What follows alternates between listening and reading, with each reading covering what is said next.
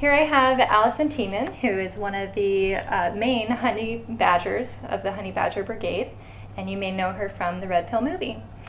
And now I'm sitting with her, 4 years after I interviewed you?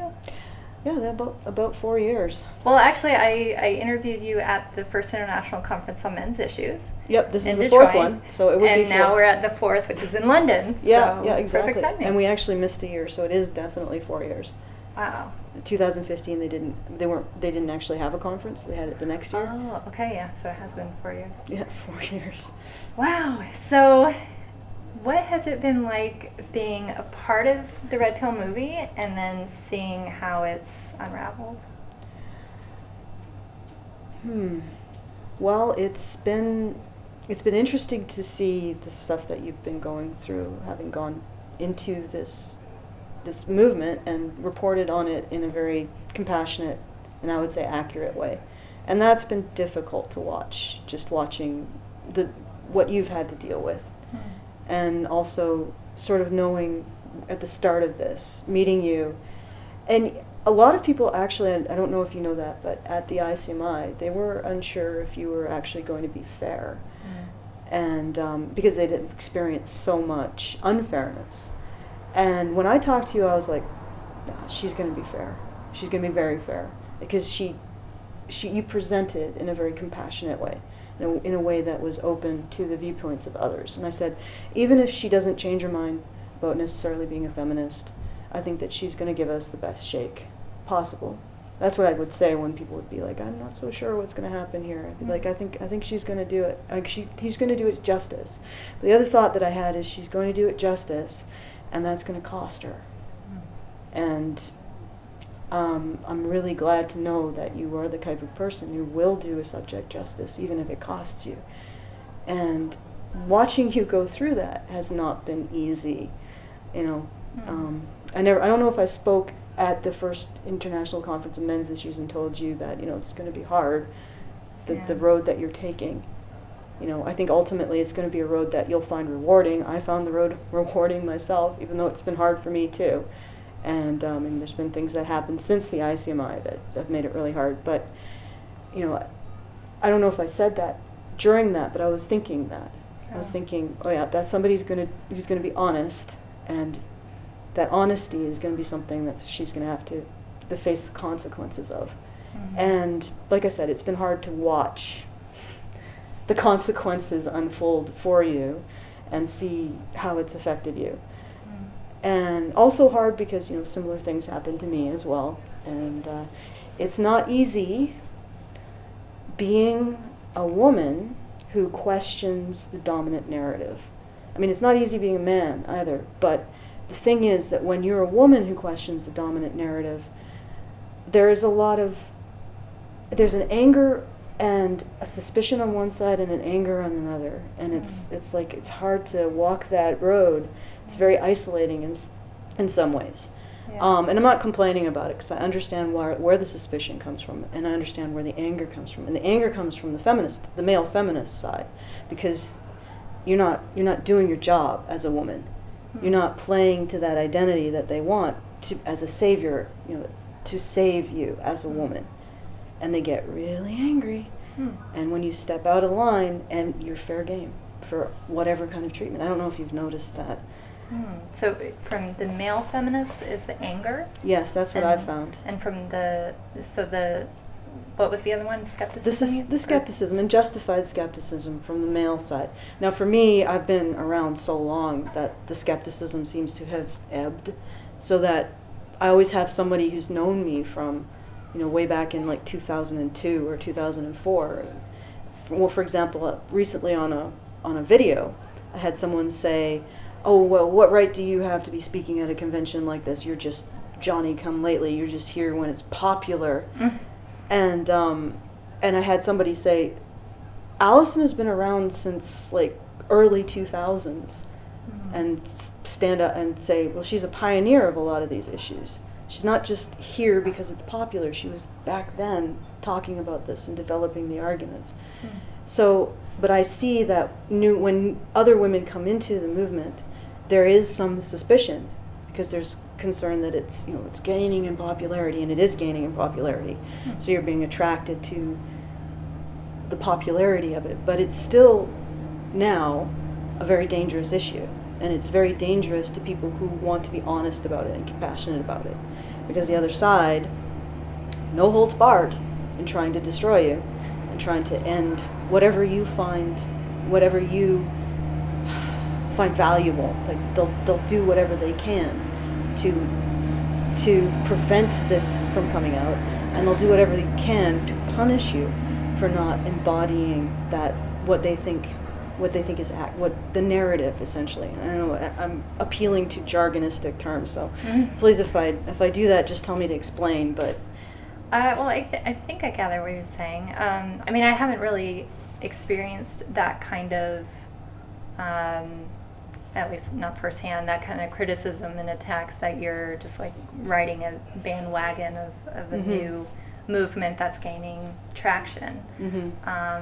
But that's what I meant by the suspicion. I've seen it in, at least directed towards me, and of course I've been around long enough that people will come out of the woodwork and say, no, she's been around for like 20 years, and what are you talking about? And but I've seen it directed at other women who have taken an interest in this. So interesting.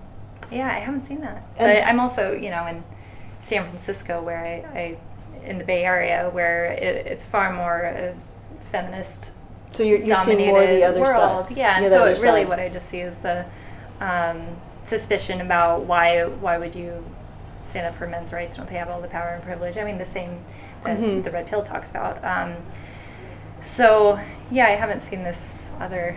I guess it's all like a ping pong match. You can't be anywhere and be safe from criticism. It's interesting that they would say stand up for men's rights, because what I saw was you being honest. You it wasn't standing up for men's rights. It was doing your job as a documentarian. Yeah, and I'm not a men's rights activist. I still don't call myself that. Yeah, and it's not necessary for you to do so. But that's what I saw. It was your integrity as a documentarian that made you do what you did. And then they recast it as standing up for men's rights. They recast it as you are the enemy. And that's really, I don't know, it's very polarizing, definitely. Yeah. I think something that was most shocking because back when I was interviewing you and the other Badgers and all the men's rights activists for the Red Pill, I did get a lot of warnings that if you do a fair piece, you are going to be criticized and smeared and have your reputation taken down. And I always thought it was a very dramatic kind of warning. I mean, it was almost like fairy tale straight out of an action movie kind of, no, don't go there, you will see, you will regret it. And I mean, it was just, I really thought it was overly dramatic. And then after the film was released and I saw how the media was printing my name alongside white supremacists, acting as if we were all one and the same, and I'm a registered Democrat, I'm a liberal. I mean, it couldn't be further from the truth with how I was smeared in the media. And then I mean, it basically just validated everything you guys had been warning me about, and also supported the film's message and presentation that there is something going on that most people aren't aware of, but it's everywhere.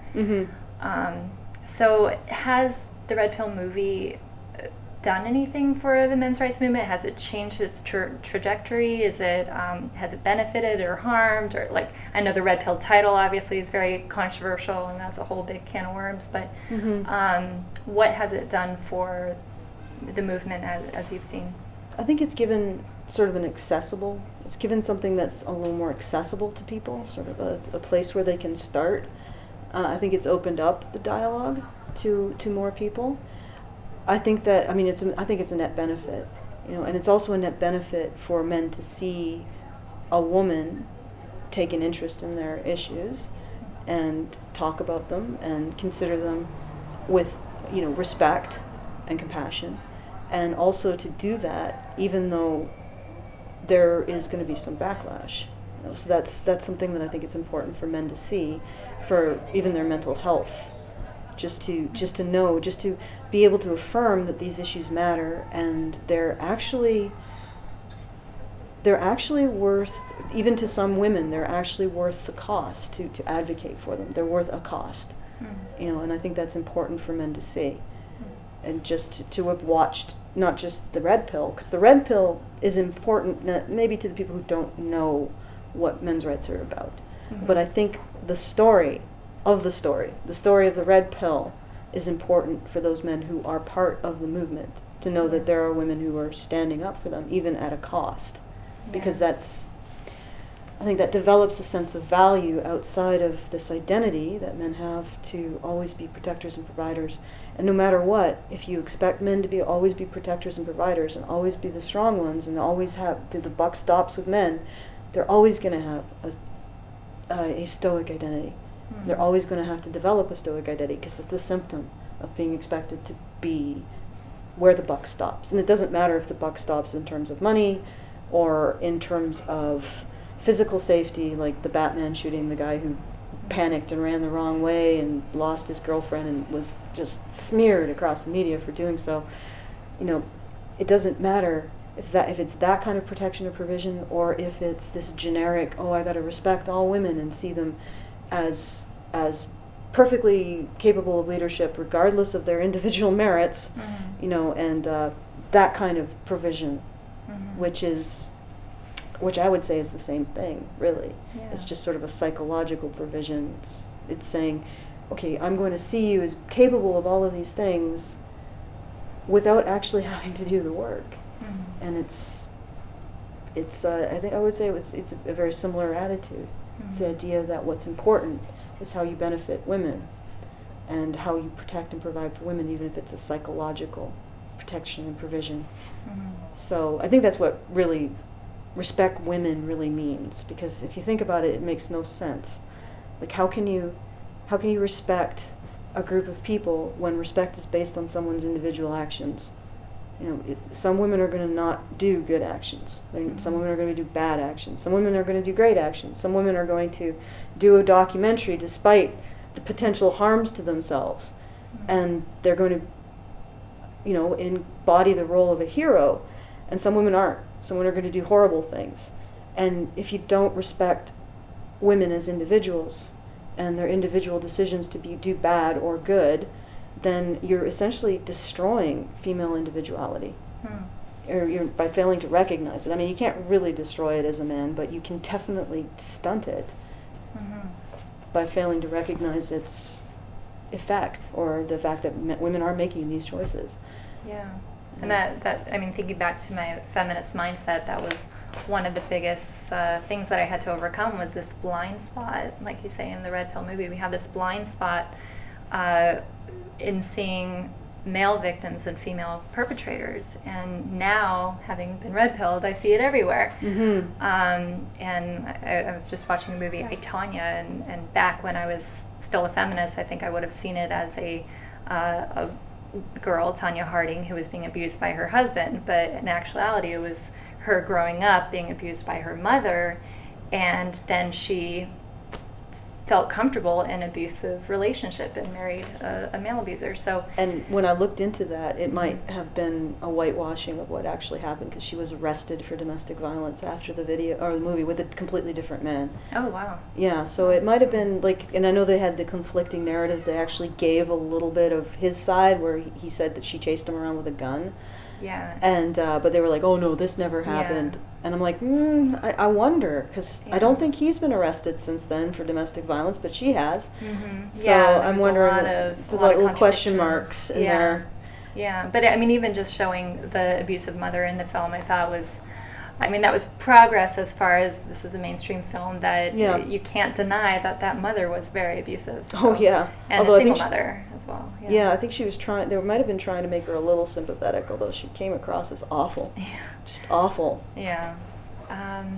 So something that's been seemingly an ongoing debate at this conference in London right now, the 4th International Conference on Men's Issues, it seems like a lot of the attendees are debating over whether the men's rights movement should proudly label themselves as anti-feminist.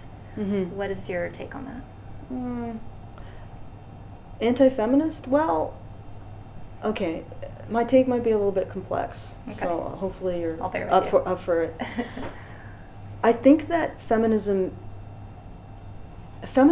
is the market leader when it comes to providing a particular form of a gender identity. So you have men really want to feel like they're strong, they want to feel like they can save women, and that's partly, I think, evolutionary. So there's an instinct there, just like we have an instinct to eat fat and sugar and salt. Mm-hmm. So they want to save women, and feminists really give them a context, because, and I don't know how anybody can argue with me about this, but academic feminism, every single academic feminist paper I've ever read has reduced women down to victimhood, like victims of sperm banks. Victims. Sperm banks? Sperm banks. Yes, there's an academic paper I read where it proposed that women are victims of sperm banks. How? Because they are patriarchal in nature, and they promote the dissemination of masculine men, because they emphasize the height, the physicality, the intelligence, there's no disabled men, there's no short men, there's no effeminate men. So it's a perpetuation of patriarchy. Even though, if you think about it, it's the women making the choices. They are. They're going to choose the men that they want. More than anywhere, they're literally walking in, selecting from a catalog. Looking at a resume, yeah. So yes, sperm banks was a feminist. There was an academic feminist paper on how women are victims of sperm banks, and it gets weirder, of course, because women are victims of recycling. They're victims of mathematics, physics. They're recycling. Yes.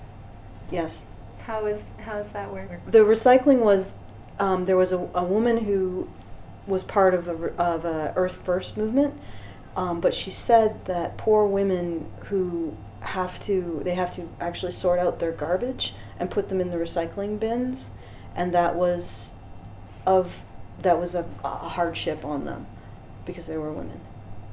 Okay. I'm not kidding. I'll send you all of this stuff. Wow. Yeah, she didn't quite frame it that way. She said that the expectation that they sort their recycling in order to save the planet was onerous, presumably because they were women, because it was in the context of talking about how women were oppressed by men. So a lot of this stuff is, and the one that really broke my brain was women are victims of how we view plants. So let me get this straight. So feminists are claiming that sperm banks are part of the patriarchy. Yes. So it's encouraging the most masculine form of man to reproduce, and then you said recycling is part of the patriarchy. I'll just make it easier on you. Okay. Everything. Everything is part of the patriarchy. Okay. Everything is oppressive to women. It's all sexist and racist. We have to point it all out. Mm-hmm. Okay, so it gets weirder and weirder. So the way we view plants is passive, and not having their own agency is part of the patriarchy because it's a reflection on women. Anyway, the overarching point is that feminism can sort of make women victims of anything. Mm-hmm. And if you think about it, men's identity is to save women. Or is they take an identity from providership and service. Because you look, what's a positive male identity? Positive male identity is when he is protected and provided for women and other people who are vulnerable. Mm-hmm. That's when we think that most everybody would agree. That's a man. That's a real man.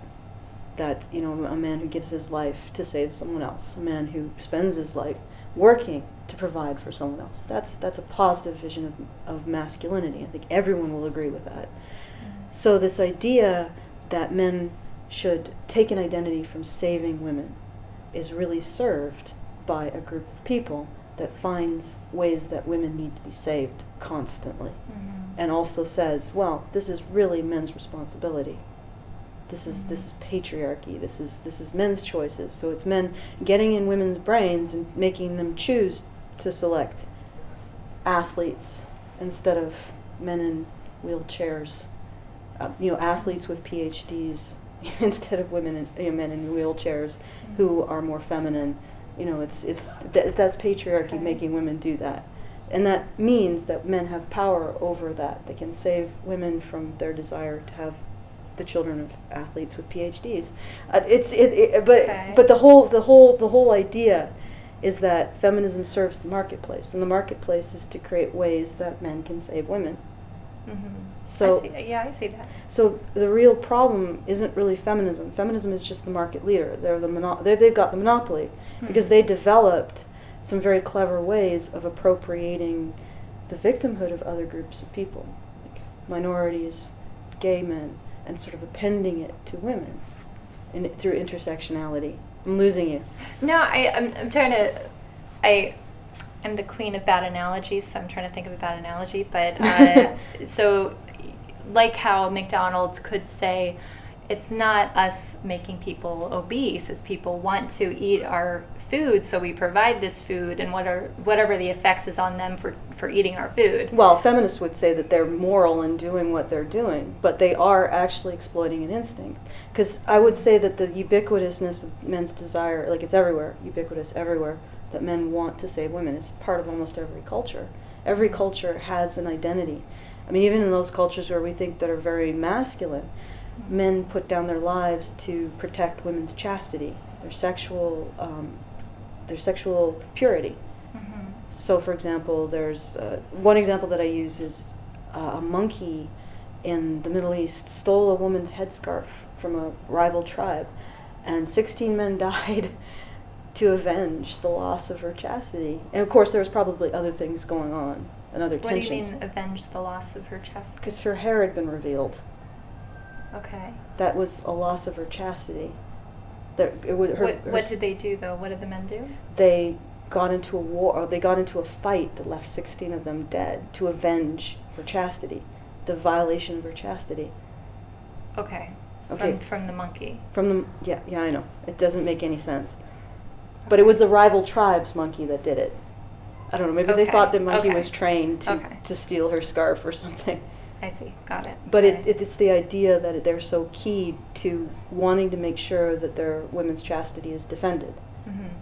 But it ultimately comes down to this idea that they're protecting some aspect of their women. And I think that's pretty much universal for men. Mm-hmm. And I think it might be universal for even male mammals, because to use an example, male stallions, horses are very social animals. When there's a predator, they will insert themselves between their herd and the predator to try to either fight it off or draw it off. Mm-hmm. So there's that instinct, I think, in men to protect and provide for women, especially because of our extended period of childbirth and child rearing. And it's a very powerful instinct, and you can exploit it. And I think that's what feminists are doing. But it's already there. It's like fat, sugar, and salt. Mm-hmm. It's there. It keeps us alive in certain circumstances. In other circumstances, it's dysfunctional. Right now, it's sort of dysfunctional, or it's becoming it's taken to a dysfunctional degree. Mm-hmm. Feminists are like McDonald's. Mm-hmm. They just hit that secret sauce that just brings people back over and over and over again. Mm-hmm. But the real problem isn't really feminists. It's the identity underneath it and how we've structured it. So do you think that needs to change, where men are not putting I don't think that's above possible theirs? for men not to do that. Okay, I think it's really difficult. So you just don't want a movement like feminism to exploit that instinct in men? That would be a good way to put it. Okay. So maybe there should be a McDonald's, Mm-hmm. but maybe there should be a movement for healthy foods. Right. Like if you want the real destructive stuff, go to McDonald's. Mm-hmm. Occasionally it's fun to have their plasticized fries. But for the most part, maybe don't eat at McDonald's every day. Just leave it. And it's also good for society to educate people on what McDonald's can do to you if left unmonitored. Yes, yeah. Okay. So that's what, and it's not McDonald's that's necessarily the problem. It's the fact that people think that that's appropriate to eat there every day, or that there's no other choice. And in this particular case, it's because right now McDonald's is every single restaurant, almost every single restaurant, except we also have maybe Burger King. Mm-hmm. Which would be the other side of the coin, which is turf or no? What is it? I would say Burger King is more like some of the unexamined stuff that's going on with the far right.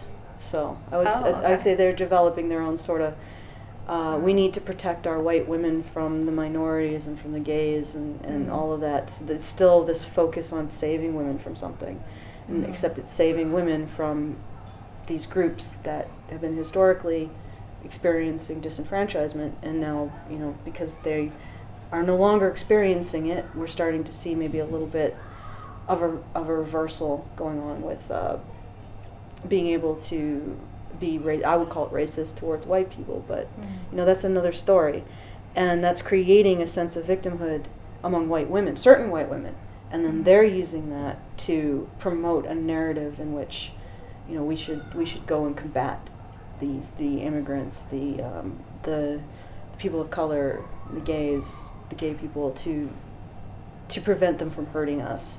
So it's got this other Burger King going on over here. So we got basically two competing monopolies, and they're both selling the same plasticized food. Yeah.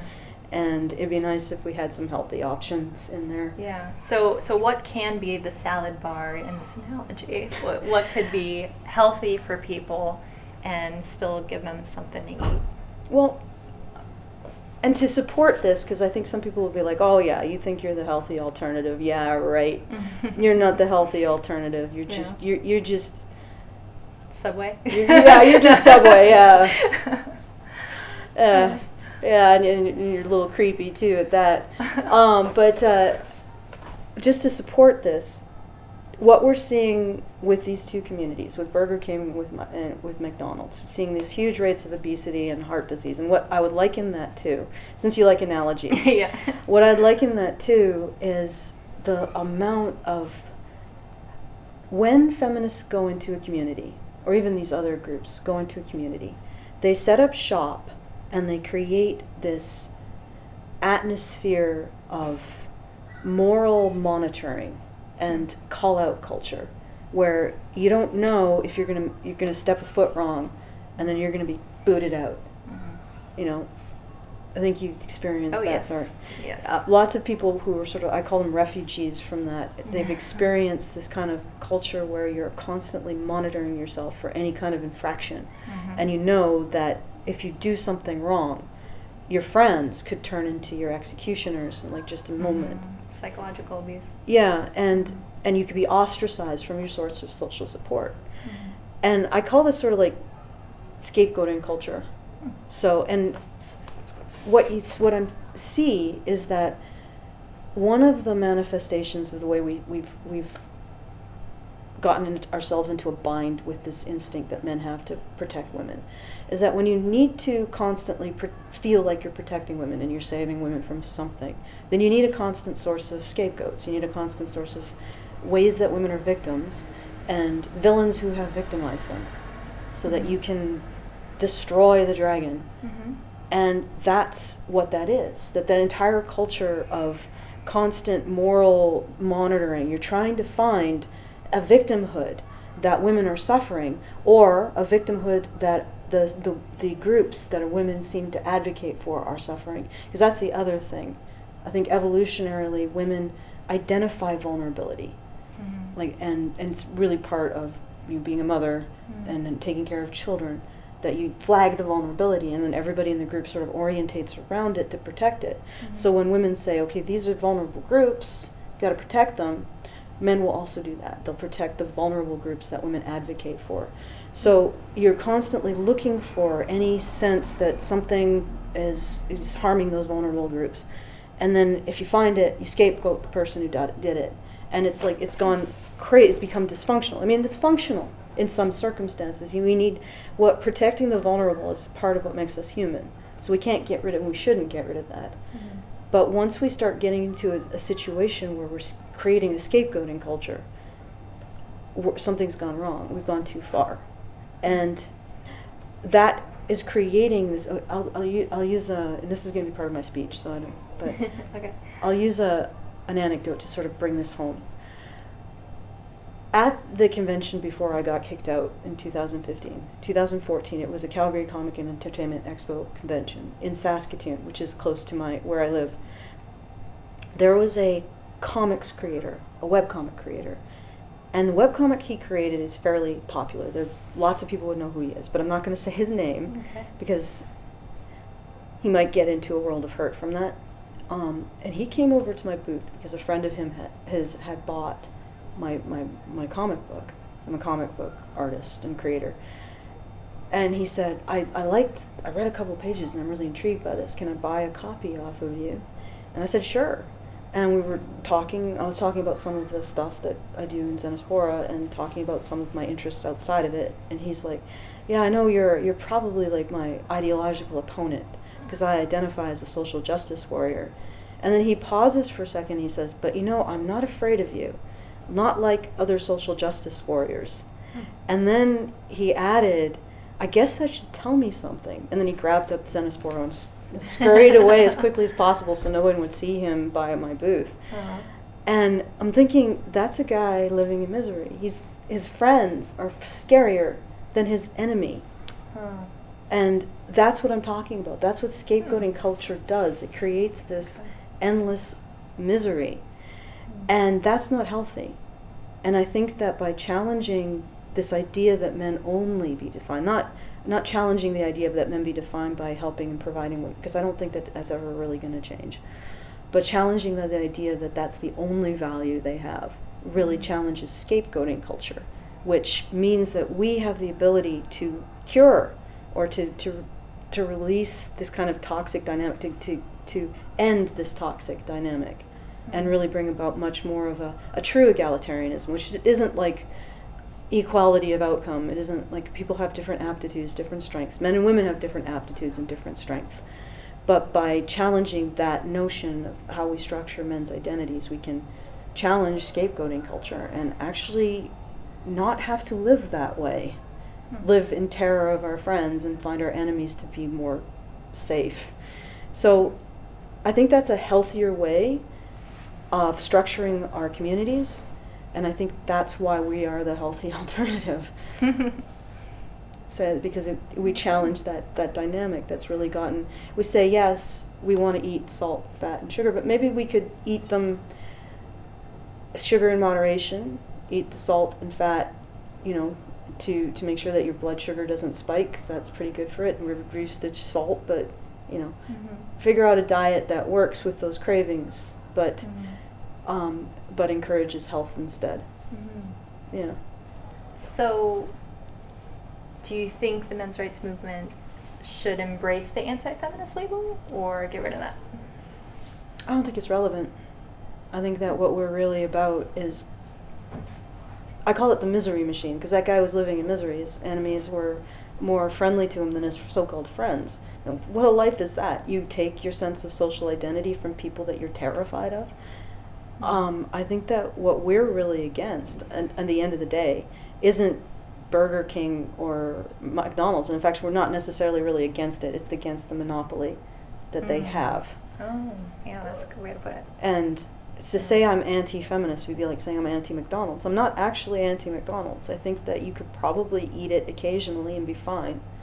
It's if you want to white knight yourself off a cliff, throw it, just. But you can't really have a society based on that. You can't have a healthy society based on it. And you can't really have a healthy society. And the other thing is unfortunately, when we're talking, this is an analogy in which this is where it breaks down, because we're dealing with a McDonald's and a Burger King who can also become armed camps fighting each other. Right. And because you have the identity of the identity that men are saving women and minorities, and then you have the identity that men are saving white women and their children. And that can end up creating a very dangerous divide in society. And like I said, that breaks down because we don't really have an analogy of fast foods that are actually an outright warfare with each other and trying to kill each other. So I'm like, let's attend to this and maybe deal with it before it gets worse. And try to promote a healthy alternative. Okay. Yeah. I like that. That makes sense. Just a healthy alternative, combating the monopoly, educating people, awareness, promoting facts and truths and calling out the misinformation and the fear-mongering, and am I missing anything? Yeah, it can be very challenging to some people. I think it's challenging to a lot of men to say that, you have value aside from saving women, and also pointing out that maybe you haven't really changed masculinity all that much in the last 30 or 40 years. If you're just, the way I described it to Brian earlier, Brian Martinez, my producer, the way I described it was, okay, you have a woman who has this wonderful set of luggage. It's floral, and she's going into the train station, and she's like, could you help me get my luggage into the train? And and the men come and they help her get the luggage into the train, and then she comes back, maybe another train trip, but she's decided to change her luggage to purple stripes, or like lilac stripes. And the men are like, oh my God, everything has changed. We're bringing lilac striped luggage into the train. This is amazing. It's like masculinity has completely changed. It's like, no, it hasn't. What you're carrying for women may have changed in a superficial way, but you're still carrying something for women. That's still how you define yourself.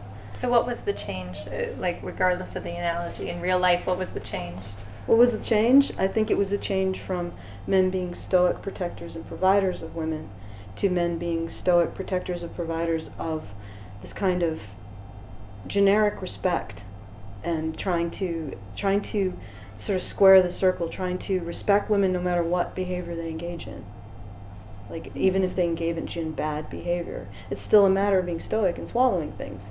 So if you still respect your wife as a lady, even though she's punching you in the face, that's swallowing some stuff. That's still being stoic, and trying to generate this idea that that there is that women are not capable, that they're all good, they're all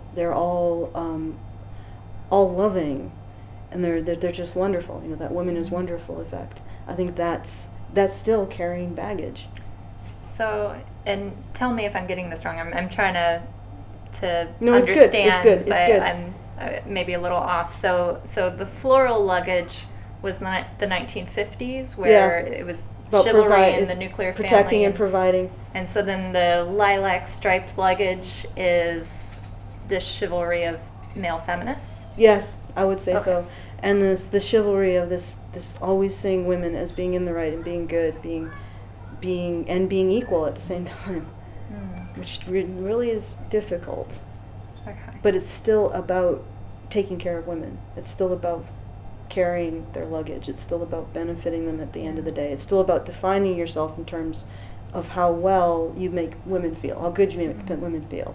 So it really hasn't changed. It's still sort of the same thing. And that's the problem, is that we're going too far in defining men in terms of women's benefit. And like, feminism was originally coined by Charles Fourier, was literally defining society, social progress, by how well it benefits women.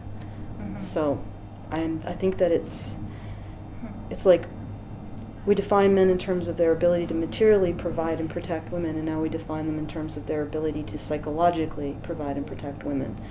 And it's sort of the same thing.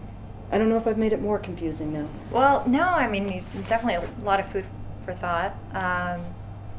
So now I'm wondering, I'm going through the tabs of all the other things I've been learning from like Karen Strawn and other books, and what I'm thinking of is, the unhappiness of women, and how when women's lives became easier, the less satisfied they were, and how depression rates are actually higher for women in affluent cities than they are in the slums.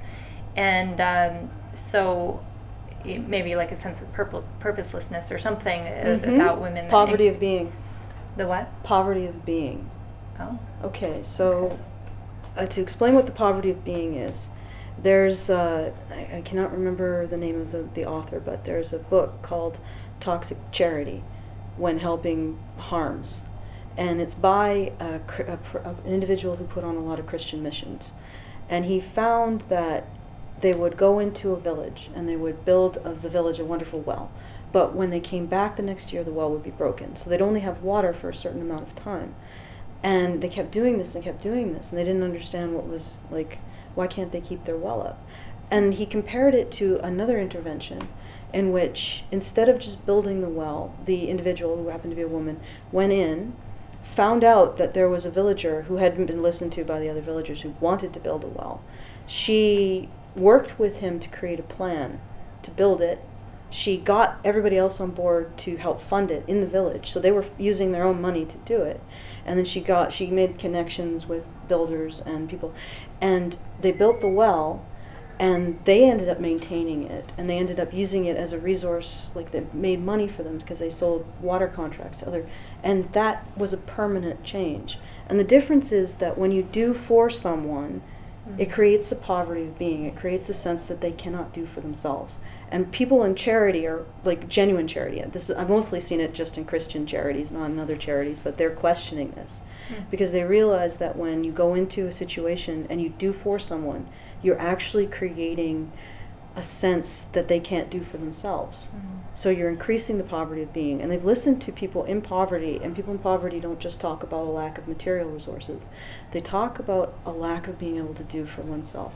So if you really want to change poverty, you have to address poverty of being and give them a sense that they can do for themselves. That's what this is taking away from women, is a sense that they can do. I mean, you're a victim of sperm banks. How much more can you be a victim? Like, you're a victim of going in and choosing the man, and you have a catalog. You don't actually have to appeal to the man, you just have to choose him out of a catalog, and you're a victim of that. Because somehow you don't even have control over your own thoughts. That's the absolute, like, if we were doing that to people in an impoverished town, the individuals talking about toxic charity would be horrified, because you are encouraging women not to be able to situate their own actions as part of the consequences, like the life they're leading, like their consequences. That you're basically breeding greater and greater amounts of poverty of being in women, and that's why I think they're becoming more and more miserable. And then they're also sort of addicted to this cycle because they want to have that sense of value. Every human being does. But when you feel like you can't situate your actions and your actions don't create any consequences, there's no way to create value out of your actions. So you just constantly ask for more because you're starting to see yourself in terms of other people giving you stuff or other people saving you. And that's the only way you can generate a sense of value, but that doesn't generate value. And it just creates more poverty of being. So you get caught in this cycle. And I think that's why a lot of women are miserable right now. And what they really need is to be told, and I know, and fair enough, a lot of women do not want to hear this, but what they really need to be told is that their actions matter, and they can be bad or they can be good, but they are powerful, and they have a great effect on the world around them, and there may be some ways that women have a greater effect than men, and the only group of people I have ever heard say that women can have a greater effect than men in the world are men's rights activists. Interesting. Well, it was really fun catching up with you. Yeah, and definitely. Thanks for sitting down with me. No problem. I hope I answered your questions sufficiently. Yes, definitely. And this is Alison Tieman from the Honey Badger Brigade. Yeah, founder of Honey Badger Brigade. There you go. Yeah. And you can check out their channel where? Honey Badger Radio on YouTube, honeybadgerbrigade.com. And also on iTunes. Yeah, and Patreon. And Patreon, yeah. All right. All right, thanks. Thank you.